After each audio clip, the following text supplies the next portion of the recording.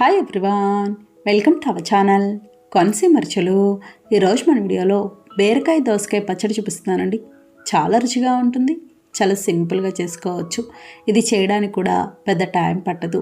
అన్నం టిఫిన్స్లోకి తినచ్చు. ఈ విధంగా ఒకసారి చేసి చూడండి, అందరికీ నచ్చుతుంది. బీరకాయ దోసకాయ పచ్చడికి బీరకాయలు 1/2 కేజీ తీసుకున్నానండి.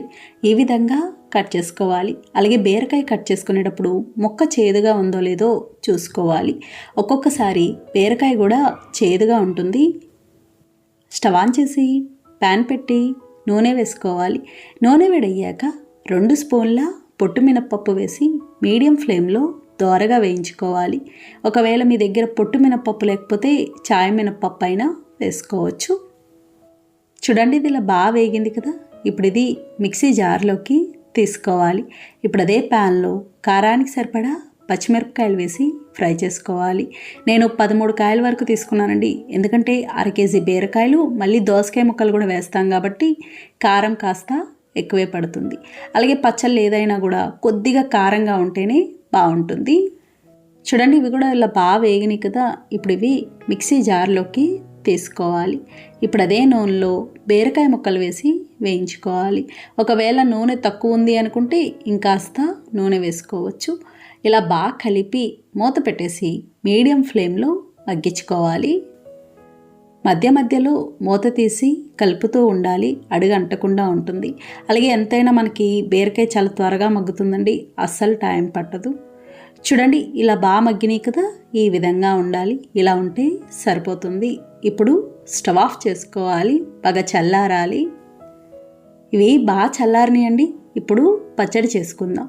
ముందుగా మిక్సీ జార్లో మినప్పప్పు, పచ్చిమిర్చి ఉన్నాయి కదా, అందులోని 5 వెల్లుల్లి రేఖలు, తగినంత ఉప్పు, 1/2 స్పూన్ జీలకర్ర, కొద్దిగా చింతపండు వేసుకోవాలి. చింతపండు చాలా కొంచెం వేసుకోవాలండి, ఎందుకంటే మళ్ళీ మనం దోసకాయ కూడా వేస్తున్నాం కాబట్టి మరీ పుల్లగా ఉంటుంది. ఇలా ఇవన్నీ వేసి మెత్తగా మిక్సీ పట్టుకోవాలి. రోలు ఉంటే రోట్లో చేసుకుంటే ఈ పచ్చడి ఇంకా బాగుంటుంది. చూడండి, ఇలా మిక్సీ పట్టుకున్నాక మనం ముందుగా వేయించుకున్న బీరకాయ ముక్కలు కూడా వేసి మెత్తగా మిక్సీ పట్టుకోవాలి. ఇంకా నీళ్లు కానీ ఏమీ వేయకూడదు. చూడండి, ఈ విధంగా ఉంటుంది. ఇలా ఉంటే సరిపోతుంది. ఇప్పుడు పోపు పెట్టుకుందాం. పోపు కోసం ప్యాన్ పెట్టి నూనె వేసుకోవాలి. మీరు వేరుశనగ నూనె వాడితే ఇంకా బాగుంటుంది. నూనె వేడయ్యాక 1/2 స్పూన్ శనగపప్పు, 1/2 స్పూన్ మినపప్పు, 1/2 స్పూన్ జీలకర్ర, 1/2 స్పూన్ ఆవాలు వేసి ఫ్రై చేసుకోవాలి. ఈ పచ్చడికైతే ఖచ్చితంగా పోపు పెట్టుకోవాలండి. కొన్ని పచ్చళ్ళకి పోపు లేకపోయినా కూడా బాగుంటుంది. ఇవి ఇలా బాగా వేగాక కొద్దిగా కరివేపాకు, చిన్నగా కట్ చేసిన కొత్తిమీర, ఎండుమిర్చి చిన్నవి కాబట్టి కాయల పలంగా వేసేస్తున్నానండి. 1/2 స్పూన్ పసుపు, 1/2 స్పూన్ ఇంగువ వేసి ఫ్రై చేసుకోవాలి. ఒకవేళ ఇంగువ వద్దు అనుకుంటే మానేయచ్చు.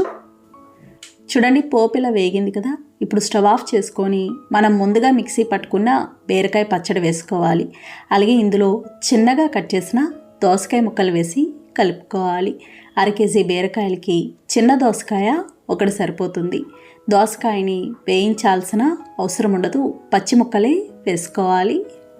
దోసకాయని కట్ చేసుకునేటప్పుడు కూడా ముక్క చేదుగా ఉందో లేదో చూసుకోవాలి. గింజలు చేదుగా ఉంటే గింజలు తీసేసుకోవచ్చండి. ఒకవేళ చేదు లేకపోతే గింజల పలంగా వేసుకోవచ్చు. మీకు ఒకవేళ దోసకాయ ఇష్టం లేదు అనుకుంటే మానేయచ్చు. అలా ఒట్టిగా బీరకాయ పచ్చడి కూడా చాలా బాగుంటుంది. ఒక్కసారి ఈ కాంబినేషన్లో ట్రై చేసి చూడండి, చాలా నచ్చుతుంది. ఇది అన్నం టిఫిన్స్లోకి తినచ్చు. నచ్చిందండి వీడియో? మీకు నచ్చితే లైక్ చేయండి, షేర్ చేయండి, కామెంట్ చేయండి. Thank you for watching.